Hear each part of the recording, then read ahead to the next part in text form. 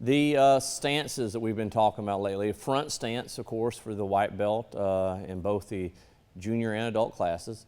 Then also we have the boxing stance. You'll only see this in the advanced junior and the adult class, but I don't mind if any of my regular junior students learn this as well. You need it. And if you're in kickboxing, yeah, this is something you need to have as well.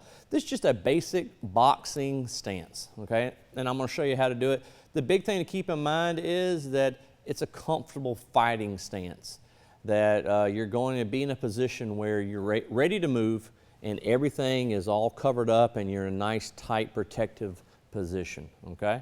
Let's go ahead and look at the stance. So I'm going to start out with my feet just normal, just one standard step apart, right up underneath my shoulders, okay? And there's more than one way to get into the boxing stance, but I figured this actually helps people the most. From there, I want to drag my little foot here, okay? Drag it in about halfway. Take the same foot, step forward, a normal step. Then I'm going to turn both my front and back foot at an angle, kind of like I'm facing the corner, and that's going to turn my body a little bit too. I'll bend both my knees, and I'll raise up my rear heel and back. Now, if I did this correctly, I'll use this line right here. You can see this black and red line. In fact, I'll face you. I'll go to the other side.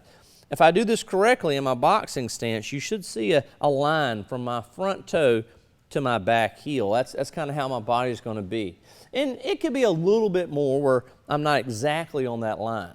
But at no point do I want both feet on the same side of either line, because that's going to mean that my feet are in one big line and I'm going to have no power, no torque off of my back side. So as you can see, I'm in a right boxing stance now.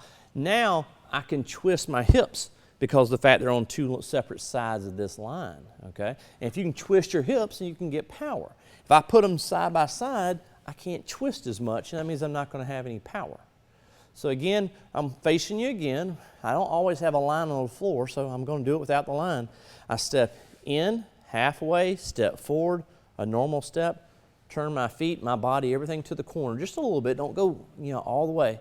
Bend my knees, raise my heel up, and that handles basically from the belt down. But let's take a look at the rest of the body too. From here, it's all very natural. You just roll your arms up the way you naturally would, okay? Like you're just kind of putting your hands here together, all right? You're going to drop your chin just a little bit. You're going to shrug your shoulders. And now, as you can see, I've kind of got my arms in. Everything's protecting my body. Not like this. That leaves my ribs open, but you're in. And from here, you can strike, all right? You can twist and throw your reverse punches, your cross. It gives you something. You can tell I might turn and face you a little bit more. That's fine.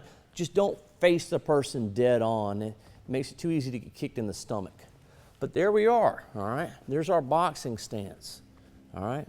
You see me kind of moving around in a little bit, just comfortable. The heels up and back to help drive us forward. And this is just one of the stances you might use for sparring or when we're kickboxing.